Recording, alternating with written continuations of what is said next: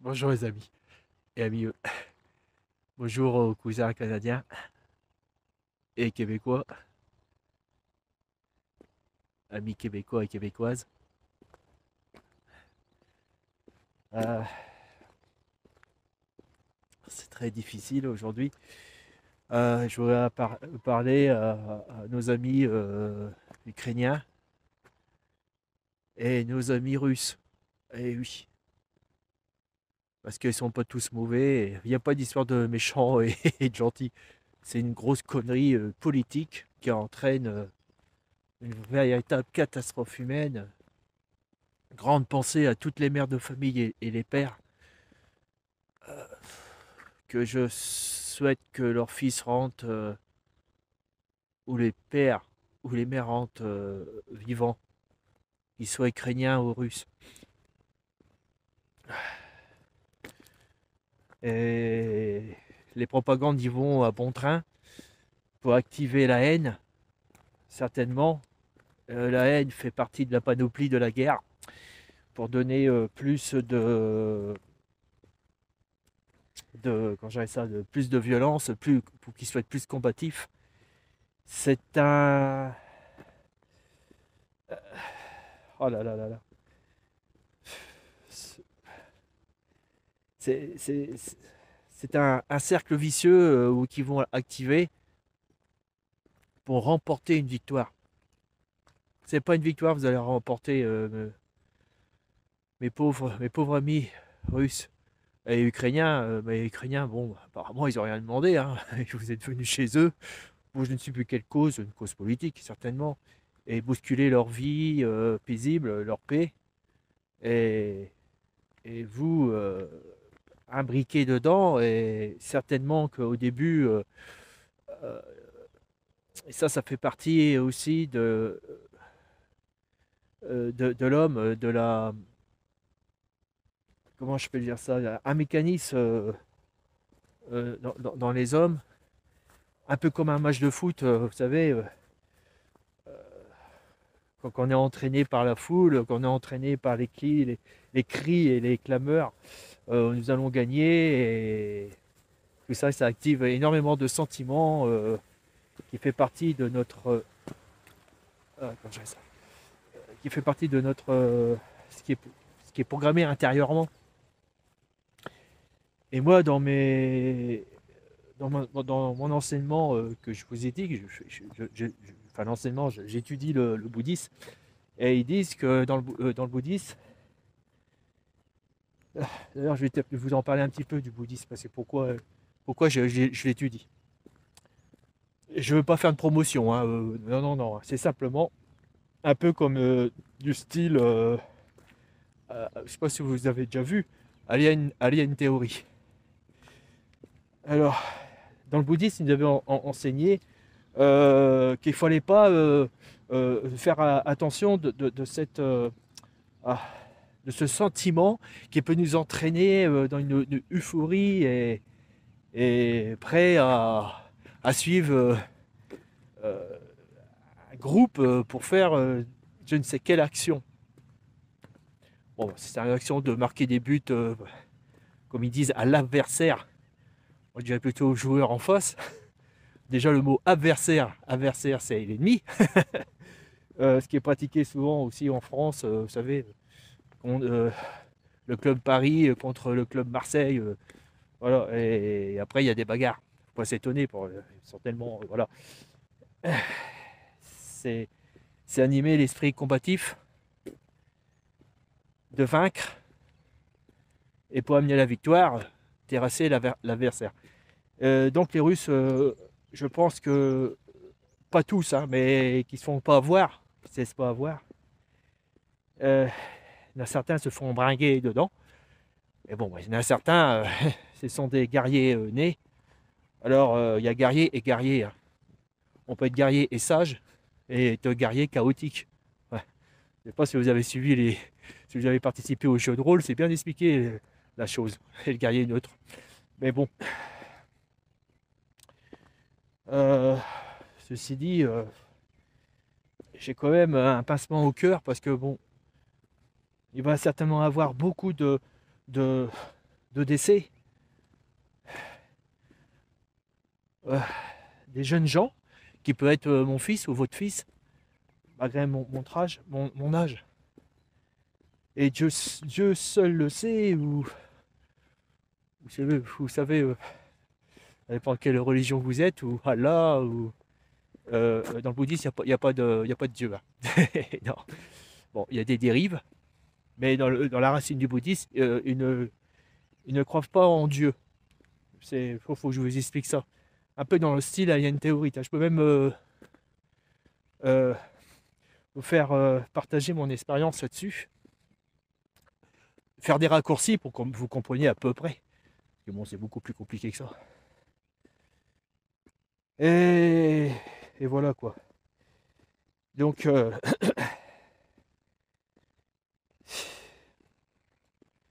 j'ai perdu le fil. Bon, bah, tant pis. Donc, bon, j'ai une pincée dans mon cœur parce que, quand même, merde. Il y a des gens qui meurent. Oh, le Dieu. Que ce soit un soldat, c'est un être humain, hein, ou que ce soit un civil, c'est un être humain. Et j'ai vu ces petits enfants qui vont à la frontière polonaise, qui vont être reçus. Et bien sûr, ils vont s'occuper d'eux.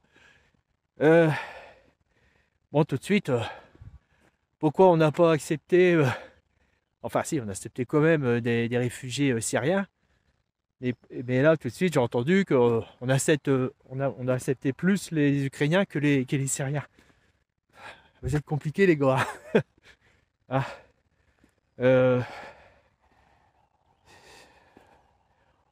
Dans l'Europe, on essaye de faire un maximum dans l'humanité. Mais bon, trop accepter de réfugiés ou d'émigrés ou quoi que ce soit, c'est qu'on peut perdre le contrôle du pays. Parce que ça, c'est dans la nature de l'homme. Hein. C'est pas parce que les Syriens ou Français, il y a des bons et des mauvais, mais après, il faut les gérer.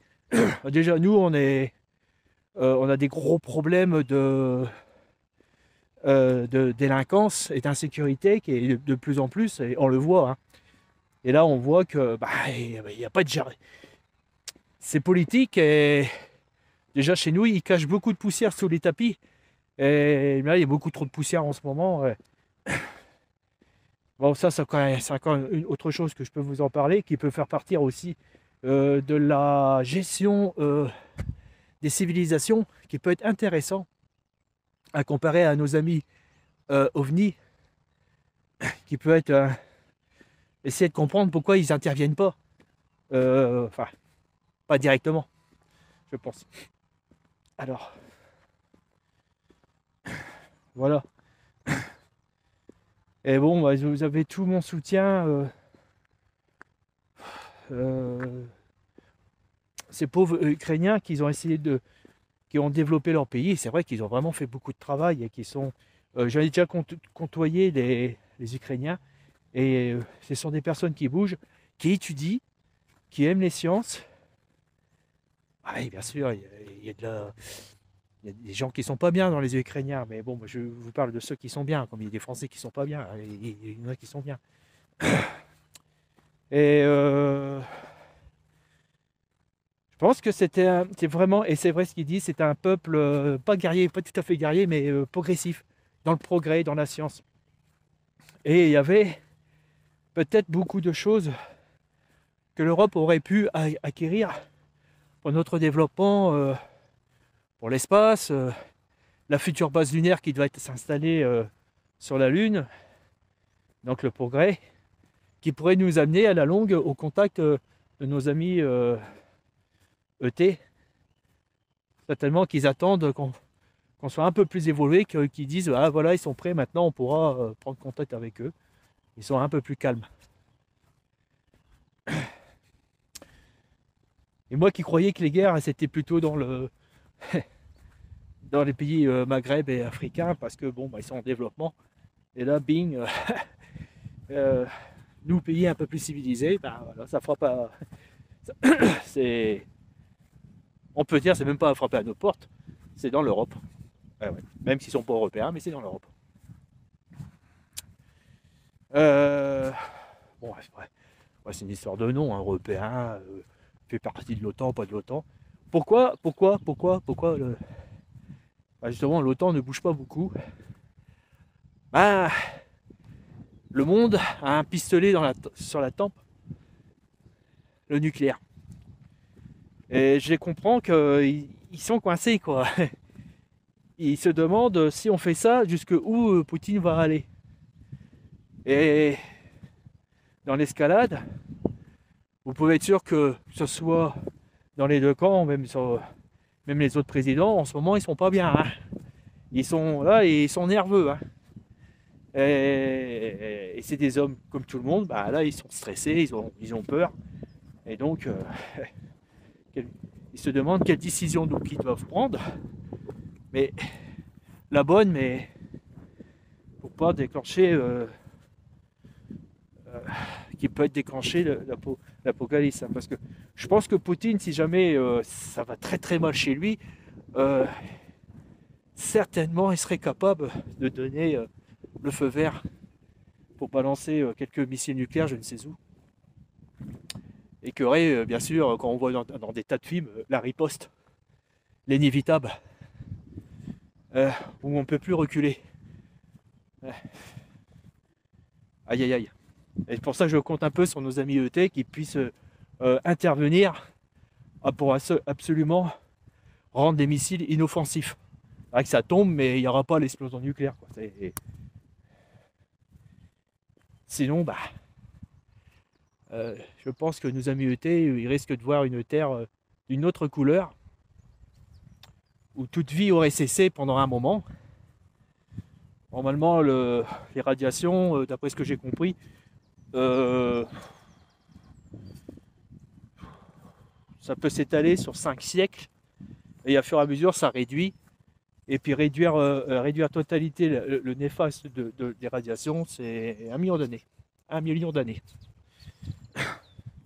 Bref, la nature va prendre le dessus. Je pense qu'il resterait encore des hommes.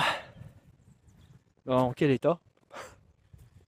Parce que, vous savez, notre planète, on est en train de la consumer, mais à cause de notre évolution, c'est pas tout à fait notre faute. Par contre, c'est notre faute parce qu'on n'a pas, on fait ce qu'on peut aussi. On n'a pas encore élaboré le meilleur système pour qu'on se mette d'accord nous tous et qu'on diffuse la bonne sagesse, qui est le bouddhisme, qui diffuse énormément de bonne sagesse. Ah, le bouddhisme tibétain, je précise, qui n'est pas tout à fait le même que le bouddhisme japonais. Je ne critique pas, mais c'est pas le même. Mais normalement, le bouddhisme tibétain, qui ne croit pas en Dieu, il croit à une conscience, d'après ce que je me rappelle, une énergie, une essence, une énergie d'une naissance, enfin une énergie qui a développé tout ça. Basé sur une conscience, je ne sais où. Ils n'ont pas nommé une personne, simplement comme une chose, vous voyez, quelque chose qui est, comment on peut dire, une chose de bon, une entité. Voilà. On ne peut pas dire que c'est une chose vivante, on ne peut pas dire que c'est une chose morte. C'est quelque chose vraiment. Moi, je dis, c'est pas loin du paranormal. En fin de compte, de tout ce que vous voyez là, c'est tiré d'après la théorie du Big Bang. L'univers est sorti de la pointe d'une aiguille. Déjà, bah, quand vous entendez ça, vous dites attends, il nous raconte du rêve. Et pourtant, mathématiquement, c'est prouvé. Après, pour le prouver avec des expériences et des instruments de mesure, bon, bah, il y a des parties qu'ils ont prouvé. Mais après, le reste, ouf. Va falloir qu'on se contente de ça. Et certainement que les ET, eux aussi, recherchent. Ça, j'ai déjà pensé à ça. Parce que quand j'ai lu sur les humites, ou humo, qui recherchaient la naissance de tout ça. Et quelque part, ils recherchaient Dieu. Mais alors, pas dans le Dieu qu'on l'entend, nous les humains. Une chose qui a déclenché. Alors en fin de compte, tout ça, ça n'a pas été créé, C'est simplement, il y a eu un déclenchement et un processus un peu... vous êtes en haut d'une montagne, vous avez une boule de neige grosse comme ça, vous voyez, et une forte pente, et vous lâchez la boule de neige, et en bas, on se retrouve avec une avalanche. Ce qui veut dire que quand l'univers est né à la taille d'une pointe d'une aiguille, c'était le déclenchement de l'avalanche, et l'avalanche, ça a été tout l'univers.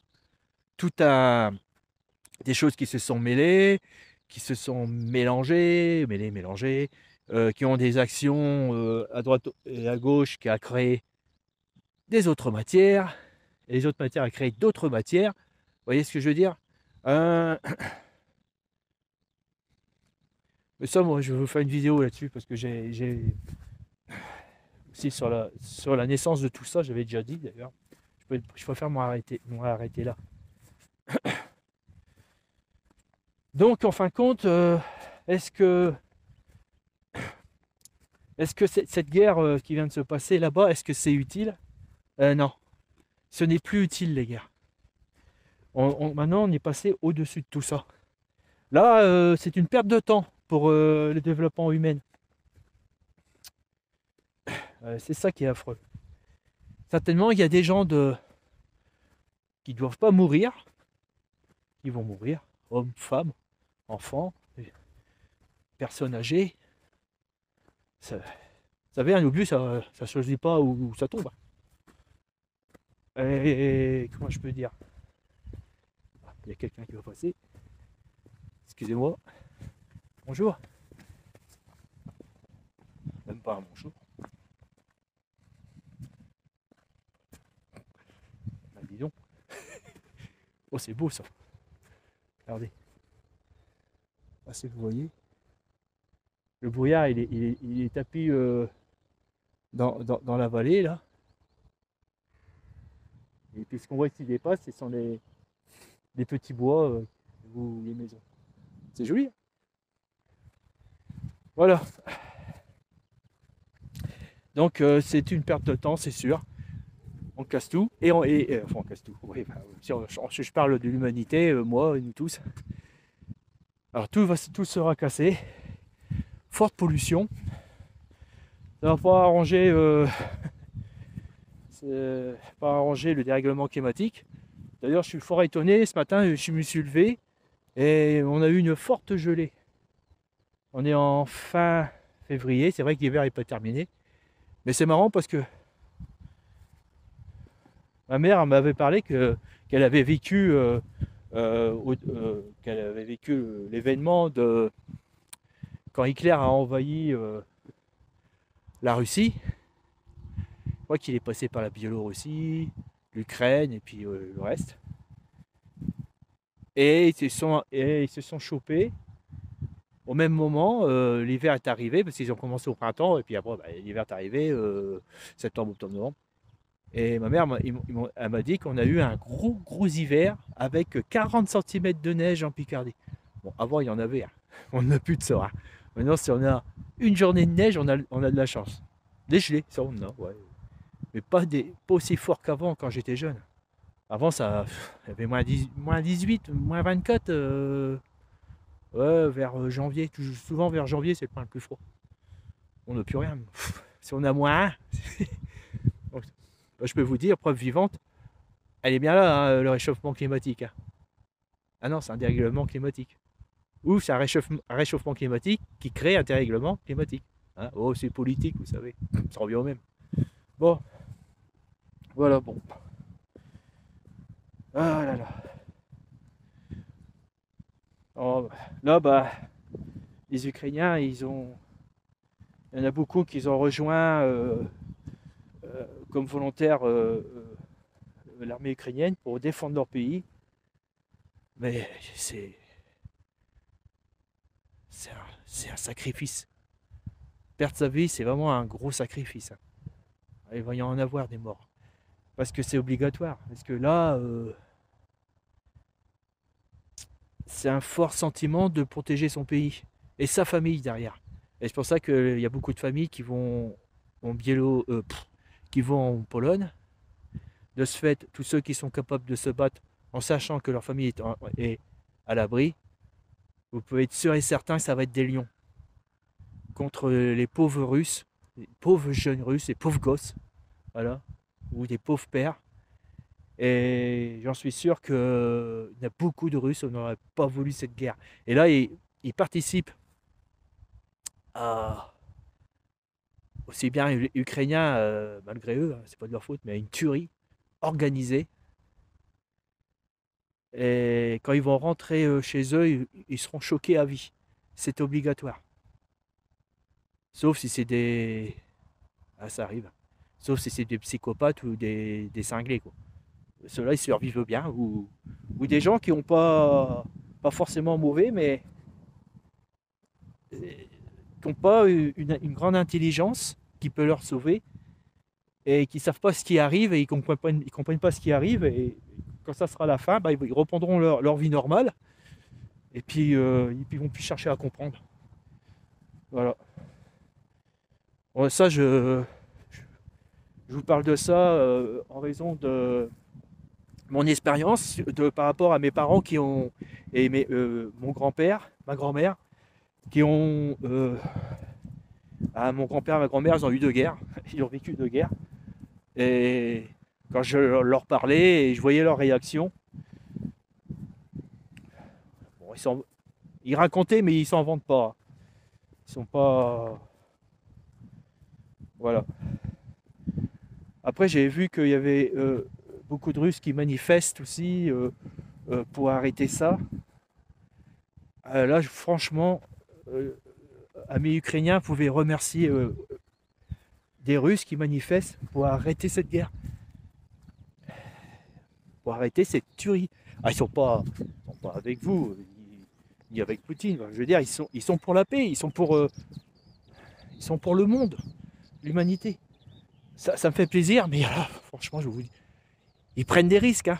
Je sais pas qu'est-ce qui va leur arriver quand une fois ils sont arrêtés. Hein. Et sérieux. Hein.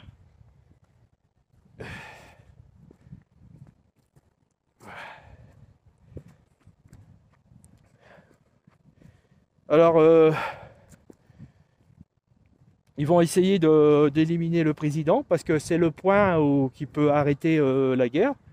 Donc, le point numéro un, si le président est éliminé, forcément, les combats ils vont cesser parce que bah, les Ukrainiens, s'ils n'ont plus d'ordre, s'ils n'ont plus de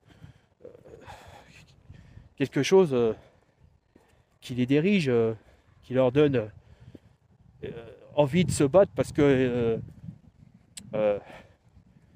après la bataille, bon bah si le président il reste encore vivant, il va réorganiser et remettre la société ukrainienne dans l'économie, dans la prospérité, et puis alors, il faut que ça revienne normal quoi. Et s'il est mort, ils vont perdre forcément,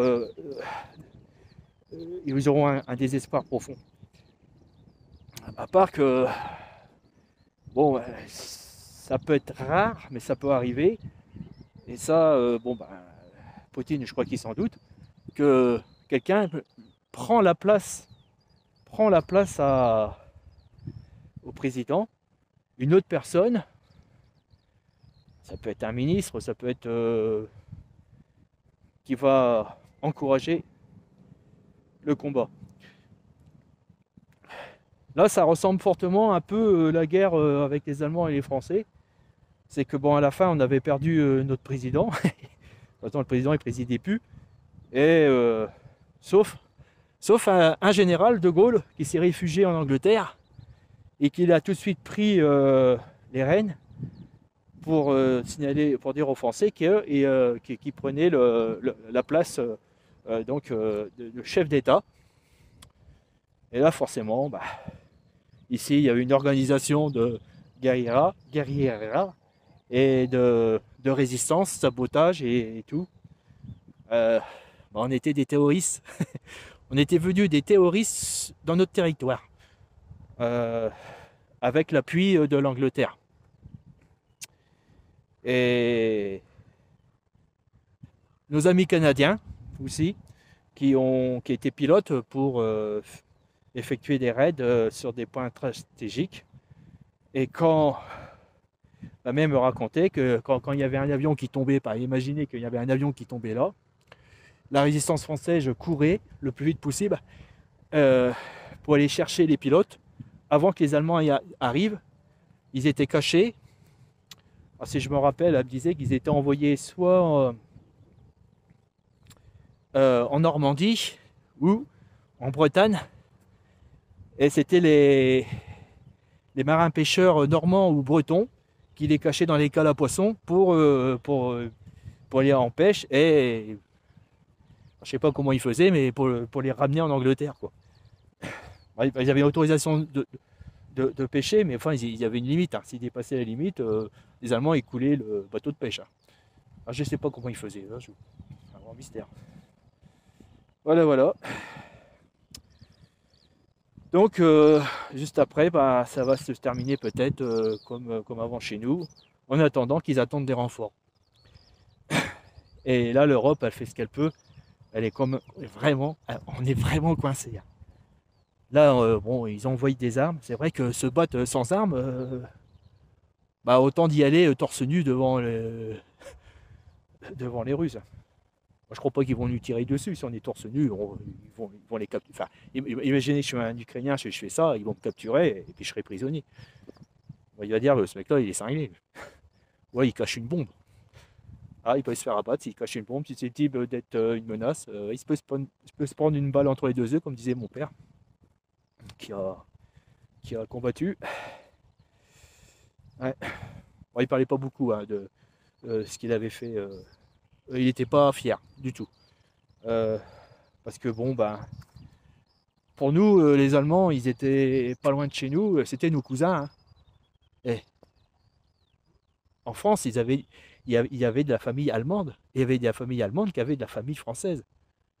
On sait quand même. Je vous ferai voir il y a des cimetières allemands ici, pas loin. J'ai été voir. Et il y avait par exemple Iman Martin. Il y avait Pierre Schroll. Des noms français. Ce qui veut dire que il y avait certainement des femmes françaises qui sont mariées avec des Allemands ou des Allemandes qui sont mariées avec des femmes, avec des hommes français. Donc c'était quand même pas loin d'une guerre fratricide. Hein. Forcément. Alors donc, ce que j'espère, c'est que ça s'arrête très vite et puis qu'ils parlementent. Donc c'est pour ça qu'ils ont toujours ouvert la négociation. Et je pense que certainement Poutine il va peut-être être obligé de prendre la voie de la négociation parce que ça ne peut pas durer. Et il y a forte chance aussi que le peuple russe se révolte contre lui. Hein. Attendez, il n'y a pas que... Il y a des gens sensés quand même dedans. Et encore une fois, amis russes, vous n'êtes pas nos ennemis. C'est un accident, c'est un malentendu, c'est politique. C'est des choses... voilà, même moi, si un jour ça se passe chez moi, je peux pas aller voir mon chef d'État dire non, vous arrêtez de faire ceci, je suis pas grand-chose. Et il y a des gens comme moi, russes, qui ont pensé la même chose et qui doivent avoir peur pour leurs fils, les mères. C'est une tragédie, ça.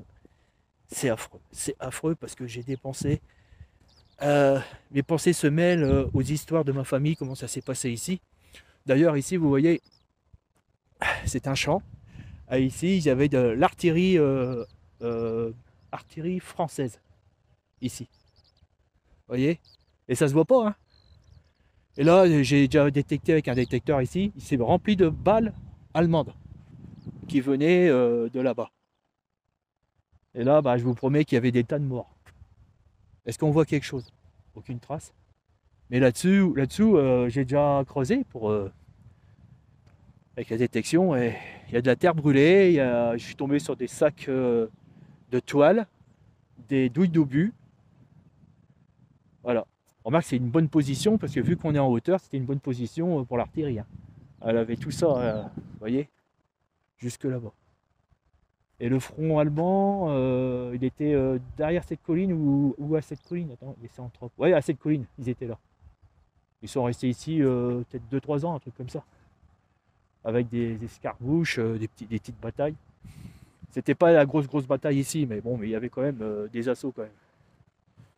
La plus grosse, c'était Verdun et la Somme. La Somme, elle est... La Somme, elle est par là. Ah voilà. Front russe, front allemand, et derrière, c'est la Somme. Là, ça va bien déguster, c'est vers la fin. C'est bon. Voilà, il n'y a aucune gloire pour mourir. C'est pas dire que j'ai survécu, je suis le plus fort. Je peux vous assurer, par rapport à mon grand-père, à mon père et à mon autre grand-père, ils ont été vraiment en contact. Et comment ils étaient après, bah, s'ils pouvaient aimer un maximum la vie, ils allaient à la pêche, ils faisaient jouer aux cartes, buvaient un petit coup avec les amis, quoi, un peu plus d'ailleurs, ou avec la famille, participer au mariage. Ils essayaient de vivre un maximum, voilà. Mais ils parlaient très peu ce qu'ils ont fait. Comment voulez-vous se vanter d'avoir ouvert le ventre d'un homme qu'on ne connaît pas? Ou planter une baïonnette dans la tête?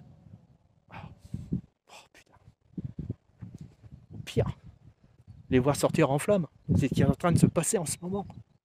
C'est une horreur. Je pense ça, moi je dis, les jeunes Russes ou les jeunes Ukrainiens, quand ils vont rentrer, il va falloir qu'ils vivent avec ça et ça va peupler leur cauchemar. Et à jamais, ça je peux vous l'assurer parce que ma mère, on l'entendait, elle avait encore des cauchemars. Bon, elle n'a pas combattu, mais elle a subi des combats. Et bon, mon père, c'était un gros dormeur, incroyable. Pourtant, je peux vous assurer qu'il a fait les Ardennes, la Meuse, l'Alsace ou la Meuse, je ne sais plus. Et puis Berlin. Enfin, quand il est arrivé à Berlin, c'était la fin parce qu'il a été soufflé par un obus et il est parti à l'hôpital américain à Paris par avion. Et après, ils l'ont renvoyé. Mais quand ils l'ont renvoyé, c'était la fin, il n'y avait plus de combat. Donc, ce qu'il faisait, c'est de la surveillance, monter des gardes et des patrouilles dans Berlin avec des limites. Qui me disait il y avait une partie anglaise, une partie russe, une partie américaine, une partie française et une partie, je sais plus. Ouais, je crois qu'il y avait des Canadiens. Okay. Oui, peut-être le Québec. Alors, je sais plus, le Québec avec les Français, je crois, un truc comme ça, et les Canadiens avec les Américains. Voilà. Bon, elle est longue. Hein. Bon, je suis désolé. Voilà. Donc, oui, ça aura certainement un lien avec l'ufologie. Il faudra qu'on surveille, il y aura certainement des événements qui vont se passer. Et un message pour nos amis ET, comme je vous dis, c'est sûr et certain qu'ils vont regarder cette vidéo, parce qu'on est quand même en étude et en surveillance, comme je vous ai expliqué, c'est tellement logique. Alors, je voudrais, si je vous demande de prendre contact avec vous pour en discuter, et je pourrais peut-être faire l'intermédiaire. Alors je suis honnête, hein, je suis quelqu'un de très honnête et j'ai horreur de la malhonnêteté. Si jamais ça arrive, bah ça va être difficile parce que si je fais une vidéo comme quoi que j'ai pris contact avec eux, vous n'allez pas me croire. Ça c'est sûr et certain, mais bon. Vous aurez certainement, vous allez écouter pour étudier la chose. Parce qu'il y a tellement de gens malhonnêtes ou alors fantaisistes, ça c'est pas de leur faute. Bon, ils ont été témoins d'un ovni, mais après ils ont fait des pataquès et puis ils ont rajouté énormément de choses, juste que ça vienne fantaisiste, quoi, je veux dire. Et ça, ils perdent toute crédibilité. Moi, je veux pas perdre toute crédibilité. Enfin, c'est pas pour moi, je m'en fous, c'est pour vous. Voilà. Et s'il y a quelque chose qui se passe, une observation, quoi que ce soit, de toute façon, je suis souvent ici, vous voyez. Il faudrait que je vienne le soir. Ça, apparemment, ils sont plus. Ils apparaissent plus quand c'est tranquille. Vers 19h, ici, c'est tranquille, hein. Le village, il n'y a plus beaucoup de voitures. Et ouf, car ça pue. C'est la paille et enfin, ça vient d'une étable. Bon. Il y a du gaz, hein. Il y a beaucoup de gaz, hein. C'est de l'énergie, ça. Hein. Voilà, voilà. Alors, ami ET, bah, je suis prêt. Hein. Et s'il vous plaît, allez en douceur. Hein, venez pas avec des trucs bizarroïdes, je ne sais pas, ou mettez-vous à un masque que je fasse pas dans mon pantalon puis que je me barre en courant. Bon, je vais essayer de prendre mon courage si vraiment un jour ça arrive. Étant donné que j'étais 5 fois témoin et j'ai fait des choses, bah, j'ai essayé plein de choses pour prendre contact avec eux et surtout sur internet. Ah oui, il fallait faire la vidéo contact. Exact. Bon, bah, je vais vous laisser. Hein. Allez, je vous embrasse tous, amis et amis. Et puis que, de tout cœur, que la Russie arrête ses combats. Vous n'allez rien gagner parce que vous allez instaurer une haine avec les Ukrainiens. Et ça, je peux vous passer un tuyau. Mes parents ont eu la haine assez longtemps contre les Allemands. Avec tout ce qu'ils ont subi, il faut les comprendre. Et c'est quand ils ont vieilli qu'en fin de compte, ils se sont dit c'est pas tout à fait de leur faute. Ils ont commencé à leur pardonner. Et parce que quand deux pays a la haine, il n'y a pas de progrès, il n'y a pas d'échange.